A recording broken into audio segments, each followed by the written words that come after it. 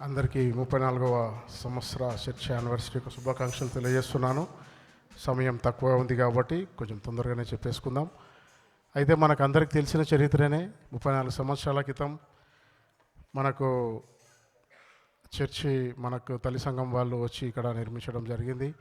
చాలామంది మన సంఘంలో కష్టపడ్డ వాళ్ళు ఉన్నారు. ఒక్కొక్కరి పేరు మనం తీయలేం, ఒకరికి తీసినా ఒకరికి తీయకుండా మర్చిపోయి ఉంటే బాధపడతారు. కాబట్టి ఒక చిన్న సందేశం చెప్పాలనుకుంటున్నా. యేసుప్రభు పుట్టినప్పుడు గొల్లలు జ్ఞానులు, తారను చూసి వెళ్ళిన వాళ్ళు కొంతమంది జ్ఞానులు చుక్కను చూసుకుంటూ వెళ్ళినరు. దూత సందేశం ఇస్తే గొల్లలు యేసుప్రభు దగ్గరికి వెళ్ళిరు. అది నేను ఒకటి బలంగా నమ్ముతా.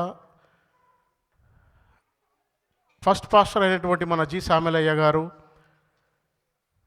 ఒక తార చూపిస్తే ఇక్కడికి వచ్చి మన సంఘాన్ని స్థాపించండి నేనైతే నమ్ముతా బలంగా.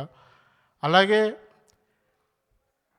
ఆ గొల్లలు ఏ విధంగా అయితే దూత సంతోషం పంపిన తర్వాత యేసుప్రభు దగ్గరికి వెళ్ళిరో ఆ విధంగా మన రత్నమన్న గారు అండ్ జంగకాక గారు తల్లి సంఘానికి వెళ్ళి వాళ్ళు వచ్చి వాళ్ళతో కన్వెన్స్ చేసి వాళ్ళు వచ్చి మన సంఘంలో ఈడక సంఘం స్థాపించడానికి ముఖ్య కారణం. కాబట్టి ఇది ఒకటి గొల్లల ద్వారా, ఒకటి జ్ఞానుల ద్వారా, ఒకటి పెద్ద పాస్టరయ్య గారు సామెలయ్య గారు అండ్ దాని తర్వాత రత్నమన్న గారు అండ్ మళ్ళా జంగకాక గారు వీళ్ళ కృషి చాలా ఉన్నది.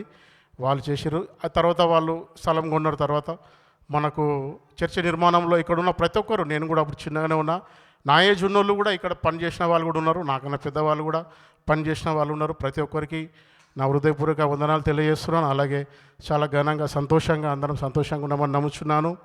ఈ యొక్క వార్షికోత్సవంలో అందరం సంతోషంగా ఉండి జరిపించుకొని అందరము రేపటి దినాన మళ్ళీ ఆలయంలో కలుసుకుందామని కోరుచున్నాను. Thank you.